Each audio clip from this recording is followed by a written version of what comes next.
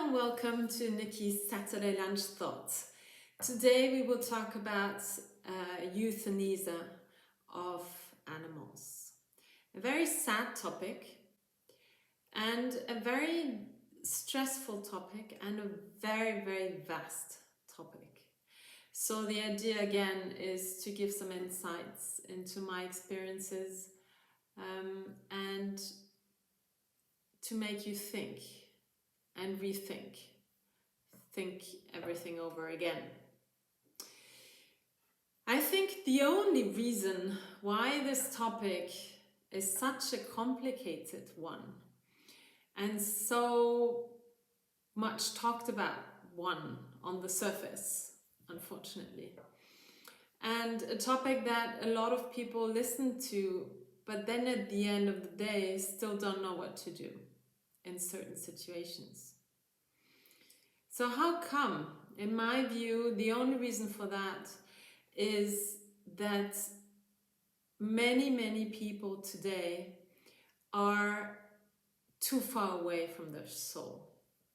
If they were aligned with their soul and if they had the capacity, or if they gave themselves again the capacity to communicate to other souls and the soul of their animal, the topic wouldn't be that complicated. So that's a statement, but that's also basically the key for healing and the key for the solution to this. So animals know how to die.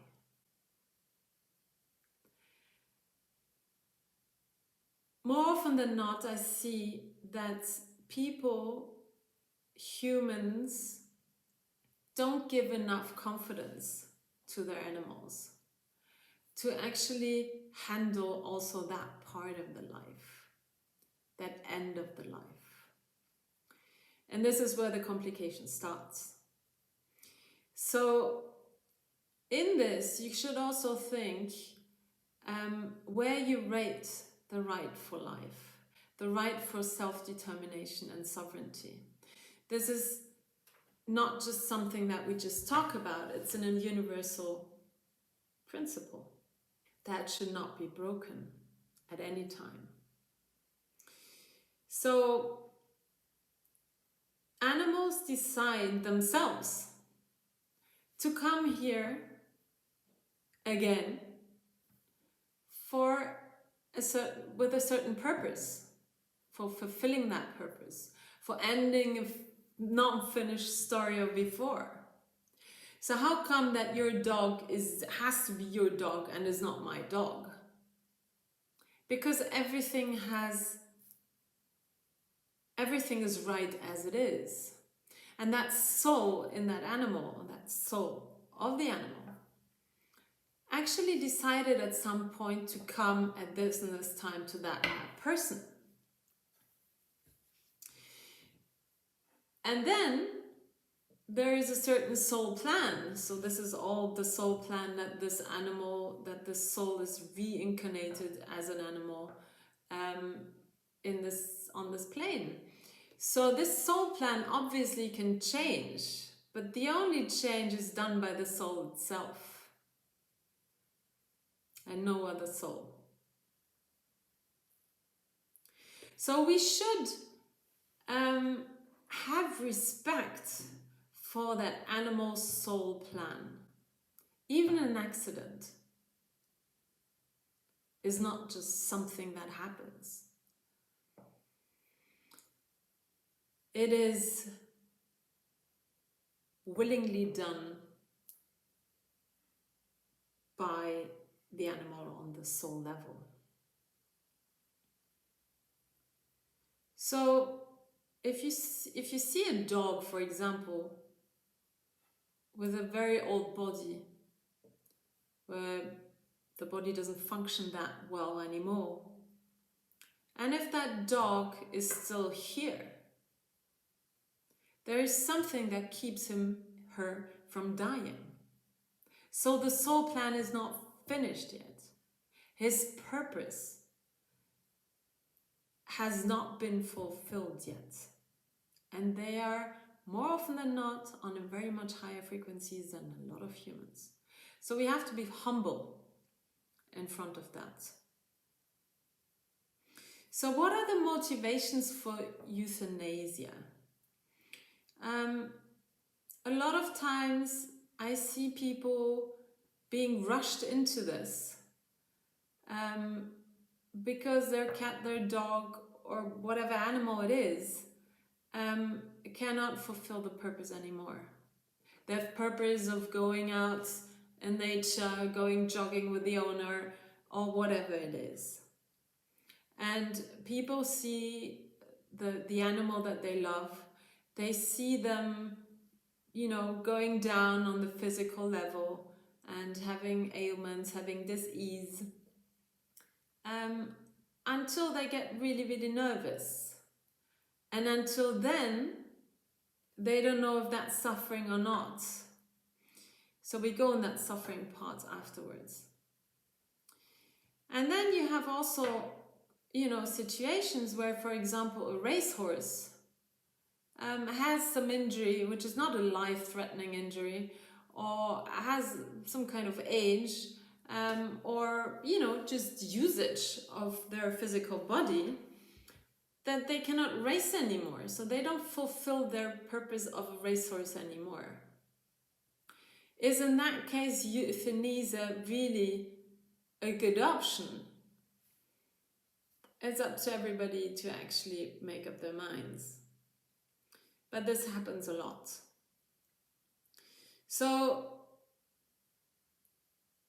in my view, everyone who thinks about getting an animal as a company, or being the owner of an animal, should actually check with him or with herself the real motivation behind that step forward of getting a dog, getting a cat, getting a mouse. And also commit themselves to respect that animal on their soul level, and respect the soul plan, respect their souls. So this is something that we have to grow into.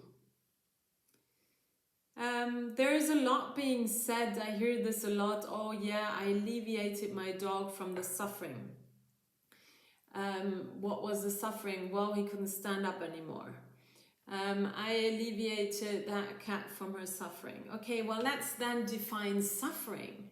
These are phrases that I hear all over and over and over again, and I have the feeling that it's just a record. It's like euthanasia, we talk about euthanasia and alleviating somebody from their suffering together in the same sentence as like a program, as like something like, okay, I go for a walk. It's nothing nice. You end a life and you interfere into a soul plan. So this is not to be taken lightly, and it takes a lot of consciousness to do the right thing at the right moment. And this is where everyone should work on, for themselves and for the others. So let's define suffering then. I talked already about the pain gap. The pain gap, that's for me where the suffering comes from. That's for me where, and this is the same for an animal. So the suffering is when the soul is here and the soul plan is going that direction, and the animal now is living on that side, whatever side, away from that soul purpose, from that soul plan, from their purpose of being here. And that discrepancy, that's the pain gap. This is the suffering that you have. So, and this is the same thing for the animals. So if it is at some moment they're embodying their soul fully, or to a high degree, and they decide actually that this soul plan is over,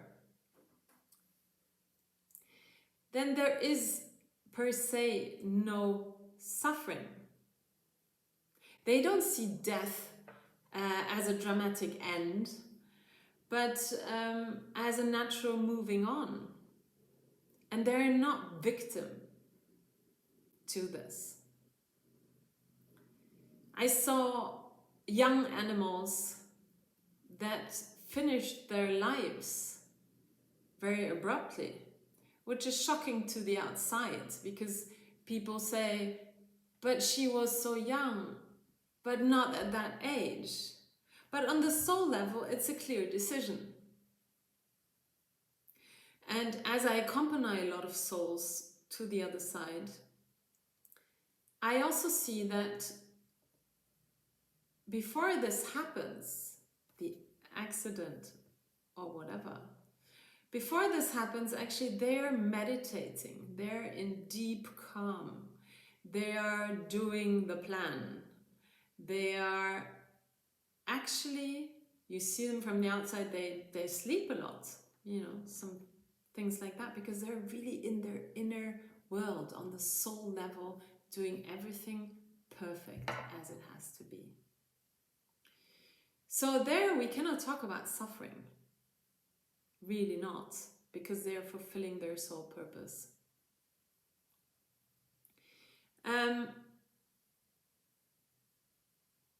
We have to understand the dynamics of animals and humans.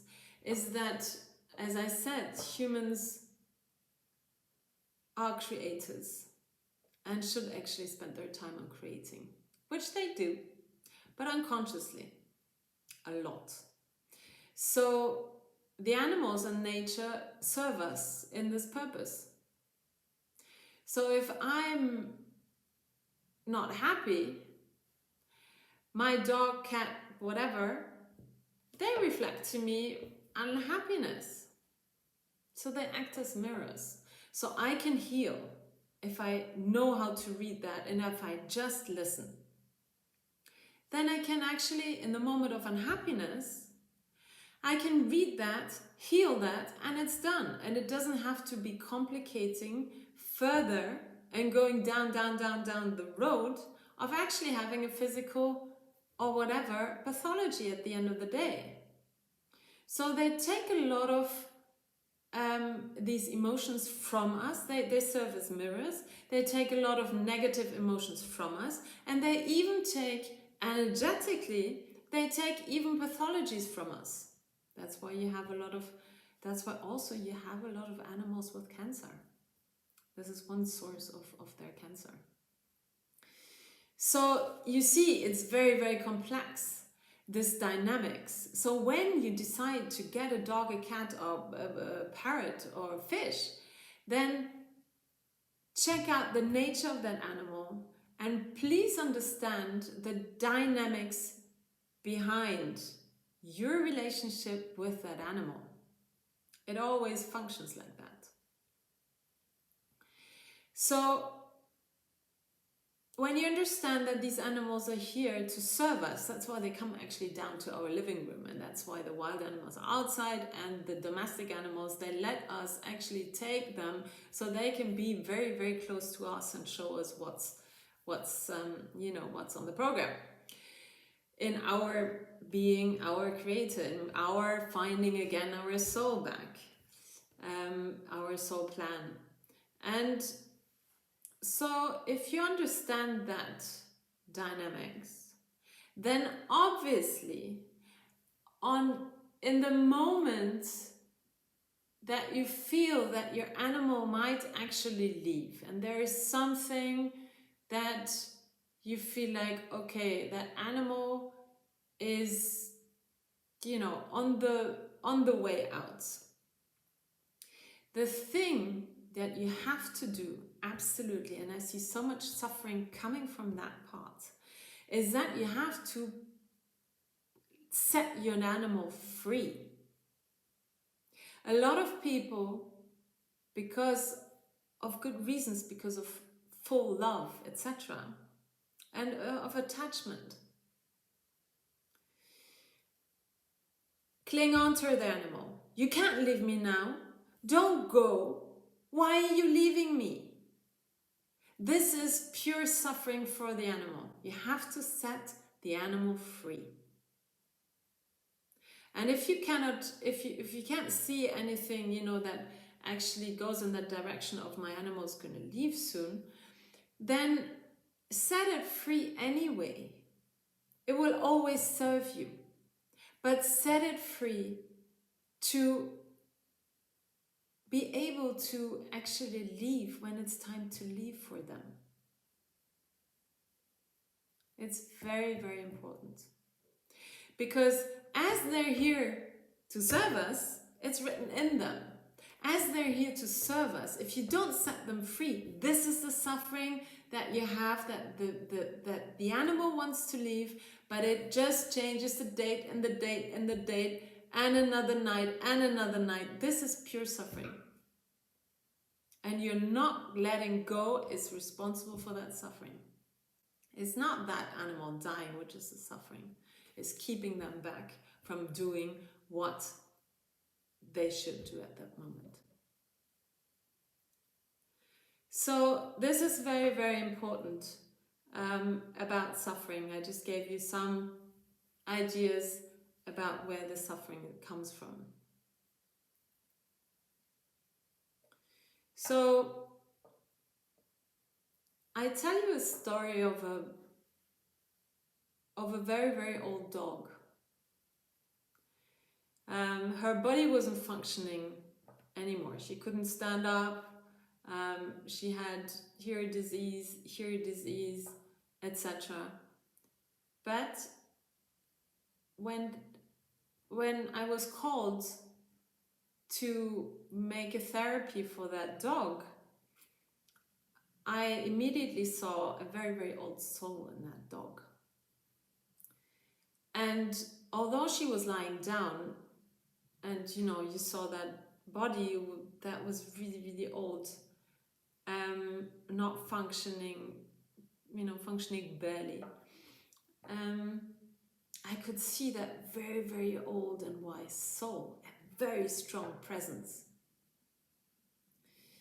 And that dog was lying on a very, very central spot in the house that she could watch the family pass by, the kids, the family. And she was the family dog. So obviously that situation of having a dog in that old age with everything that comes with it, it was very stressful for the owners, very, very stressful. So, and one part of the stress actually came from a lot of people around who said this is not treating the animal right, and this is against, you know, what you should do with the dog. And it went very, very far. Which I seriously think, obviously people watch how we treat animals, and it's good to report really, you know, when the animals are not treated well. But in nowadays, this euthanasia is such a quick option. You should kill the dog. You should alleviate it from that suffering, just being old. And that comes from people who have no idea. And that comes from people who cannot read the soul.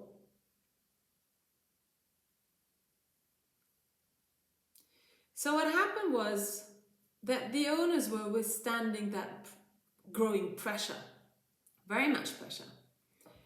They were withstanding that pressure, and they were having a very stressful life, and they loved their dog.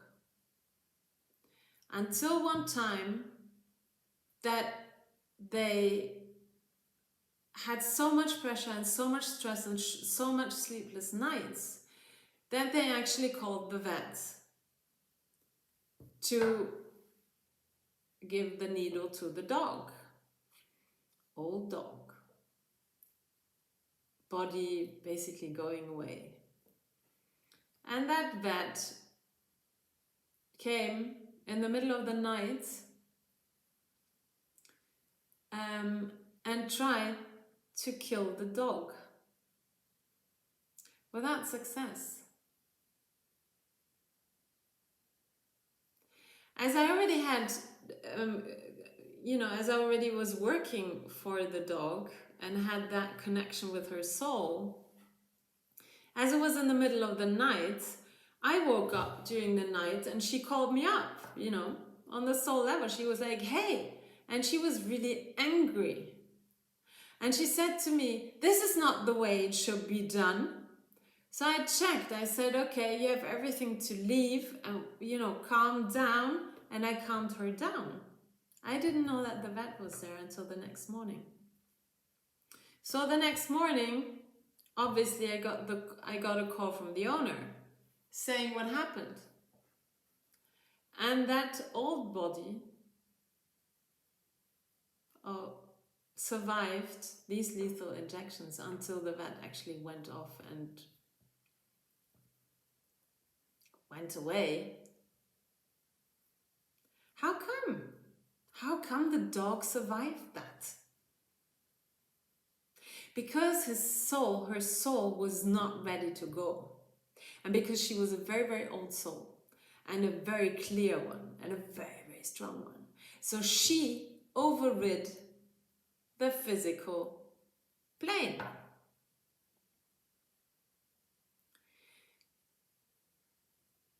And when I told the owner that she called me up, the dog, on the soul level during the night, and it was exactly the same time, she said, okay, I will never ever call the vet again to do that.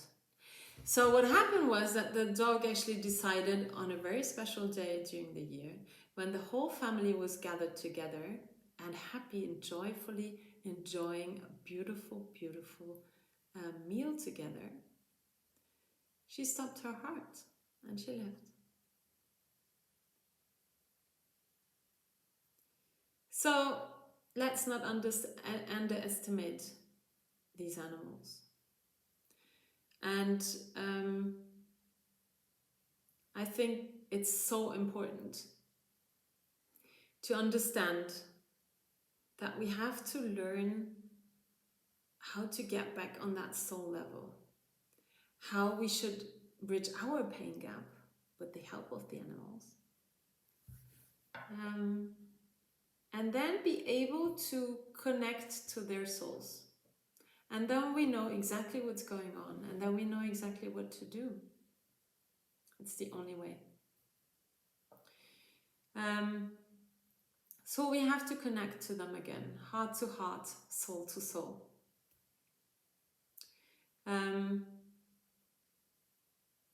So you know exactly the role at the end of the life of the animal. So obviously, it is also important to realize that we maybe unknowingly, but it's the same outcome, interfere with the soul plan and ending it, the life. Maybe not at the right time for that animal. And that can be actually a big burden to carry on your soul. So back in the time, dogs died at home and we let them die alone. And they always managed. So I think it is very, very important now that we are in the healing process and we are in the process of this ascension to get our frequencies up. I think it is very, very important to look at these topics where we unknowingly or not, it does not matter, interfere on the soul level with other souls, where we go against universal law in many, many cases. And this is something to rethink. Okay. Have a beautiful, beautiful weekend.